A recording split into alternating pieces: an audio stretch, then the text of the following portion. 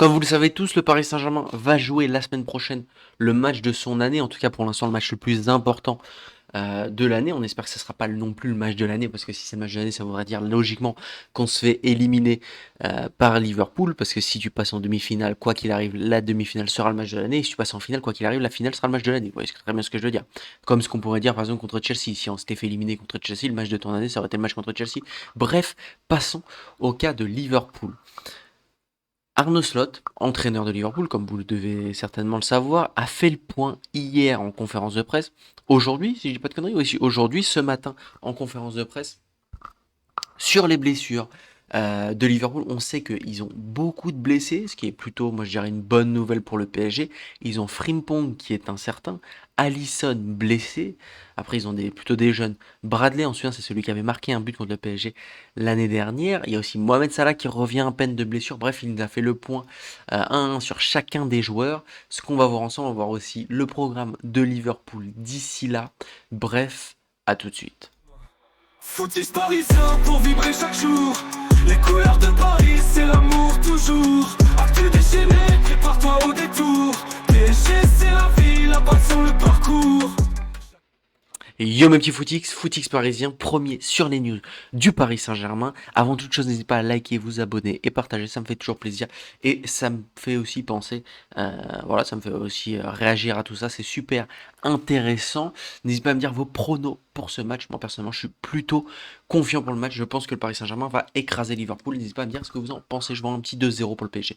Bref, passons au, à la news du jour que sont les blessures. Déjà, le premier sera donc Alisson Becker. On se rappelle à quel point le gardien brésilien avait été hyper important l'année dernière lors du match aller, mais également lors du match retour, mais surtout lors du match aller.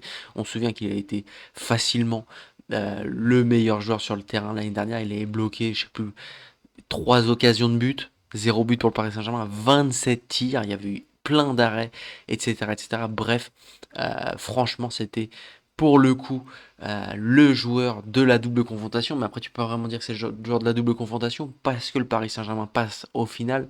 Mais très clairement, ce qui fait que du coup, c'est plutôt Donnarumma, le joueur de la double confrontation, parce que Donnarumma, par contre, il te fait un match retour exceptionnel. On se souvient très très bien. Et en plus de ça, une séance de penalty exceptionnelle. Il t'en arrête deux sur les 3 de penalty. Exceptionnel, exceptionnel. Bref, Alisson Becker, qui est blessé maintenant depuis quelques semaines. Il y a Mamardashvili qui joue à sa place. D'ailleurs, à news sur le côté, certains pensent que Mamardashvili qui joue à Liverpool pourrait devenir le gardien du Paris Saint-Germain l'année prochaine. On verra bien. Dossier à suivre du côté du PSG. Pour l'instant, retournons à Liverpool. Alisson Becker, il ne participera pas non plus au match du Paris Saint-Germain. Son absence se prolongera. Nous espérons son retour en forme vers la fin de la saison. Bon, c'est plutôt une bonne nouvelle. Après, le gardien remplaçant n'est vraiment, c'est pas une pipe, hein, comme on dit. Franchement, c'est un très très bon gardien. On l'a vu dans pas mal de matchs, notamment contre Galatasaray. Il avait été plutôt bon. Ensuite, Jérémy Frimpong qui s'est blessé lui en sélection avec les Pays-Bas pendant la trêve internationale. S'est entraîné avec Liverpool hier, il semble aller bien, il s'est entraîné avec nous hier et s'entraînera de nouveau avec nous aujourd'hui. Mais il faisait partie des joueurs dont je parlais à propos du match contre Brighton. Je pense qu'en deuxième mi-temps, on a pu voir qu'il a encore du chemin à parcourir pour pouvoir jouer tous les 3 jours. Et puis il y a le match de sélection, un autre choix intéressant et difficile à faire, combien de minutes jouer et dans quel match. Surtout que Liverpool va jouer demain contre Manchester City en FA Cup. Liverpool, je pense, bon, en première ligue c'est terminé, hein, on sait très bien qu'ils vont pas gagner la première ligue. Ils se sont fait éliminer en Carabao Cup. Ils sont la Ligue des Champions, c'est un chemin qui va être encore long. Ça m'étonnerait qu'ils gagnent la Ligue des Champions cette année. La FA Cup, c'est la dernière coupe que tu peux faire. Donc, je pense que Liverpool va mettre son équipe type contre Manchester City. Je serais même très étonné. Pour moi, même, je dirais même que pour Liverpool, en plus, on connaît avec le public anglais, les Anglais, l'importance des titres en Angleterre, je veux dire les titres nationaux en Angleterre. Je pense même que pour Arnaud Slot, ce match est plus important que celui de Ligue des Champions contre le Paris Saint-Germain. Je pense. Et donc, est-ce que vraiment tu peux mettre Frimpong? Je ne pense pas sur ce match-là. Donc tu auras un Frimpong qui, parce qu'il est encore juste, etc. physiquement, tu auras un Frimpong qui n'aura pas joué ce match-là, qui sera frais pour affronter le Paris Saint-Germain. Mais voilà, ça fait qu'il aura moins de rythme, etc., etc. Je pense que ça va être plus intéressant et je pense même qu'il n'aura pas un match entier. Alexandre Isaac, vous dites ça, prononcez ça comme vous voulez. Lui, il est blessé depuis beaucoup de mois, il s'est cassé la jambe, si je dis pas de bêtises. Bon, très clairement, ça on le savait. Hein, il va pas revenir pour le match contre le Paris Saint-Germain. Il serait certainement prématuré de la lignée d'entrée de jeu. Il s'est entraîné avec nous hier pour la première fois et aujourd'hui pour la deuxième fois après exactement 101 jours d'absence. Je le sais car on me l'a confirmé. Il faudra donc un peu de temps avant qu'il puisse accumuler du temps de jeu. Nous veillerons à gérer son retour progressivement, mais c'est déjà une excellente chose de le revoir à l'entraînement. Ce serait encore mieux de pouvoir compter sur lui pour les prochains matchs, c'est certain.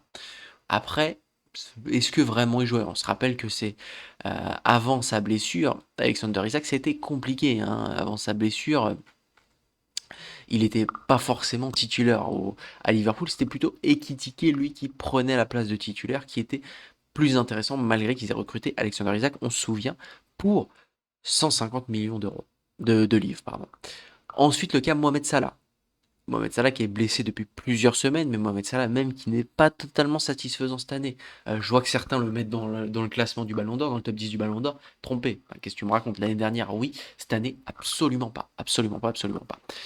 Concernant Mohamed Salah, du coup, il est en forme, il s'est entraîné avec nous hier, il s'entraînera avec nous aujourd'hui et il est disponible pour le match de demain. Je pense très clairement qu'il jouera contre le Paris Saint-Germain. On se rappelle l'année dernière à quel point il avait été fantomatique à l'aller. Bon, il suffit de voir sa note 5,9. Au retour, pardon, 7. Bon, on se rappelle notamment de son manqué, ou avec l'arrêt, je ne sais pas si vous vous souvenez, le sauvetage de Nuno Mendes, on se rappelle qu'il avait été fantomatique, énormément critiqué l'année dernière, à voir si cette année il va encore être critiqué.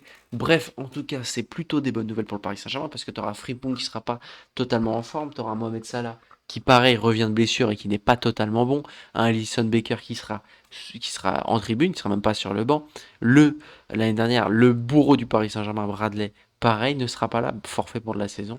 Bref, alors que le Paris Saint-Germain, de son côté, aura uniquement, normalement, euh, Barcola d'absent, t'as Fabien Ruiz, enfin N'Jantou également, mais t'as Fabien Ruiz, lui qui devrait être de retour, je ne pense pas qu'il jouera, malheureusement, et Mayoulou, lui, pareil, qui est de retour. Bref, n'hésitez pas à me dire ce que vous en pensez, n'hésitez pas à me dire en commentaire votre prono pour ce match. Moi, je suis très confiant pour ce match, là où j'avais peur de Liverpool, je suis très confiant, très peur de Chelsea, pardon, je suis plutôt confiant pour Liverpool. Maintenant, attention, hein, on a bien aimé quand même l'année dernière ce statut d'outsider. Pareil contre Chelsea, on avait réussi à se créer ce statut d'outsider qui nous a réussi, qui nous a forcément réussi. Là, on va arriver à ce match en favori. Je pense qu'on est grand favori quand même de ce match, sachant qu'on a éliminé Liverpool l'année dernière et que Liverpool est largement moins puissant que l'année dernière, sachant que le Paris Saint-Germain, je dirais que c'est un peu maintenu, est peut-être un peu moins fort que l'année dernière au même moment, mais voilà. Bref, n'hésitez pas à me dire ce que vous en pensez, votre prono dans les commentaires.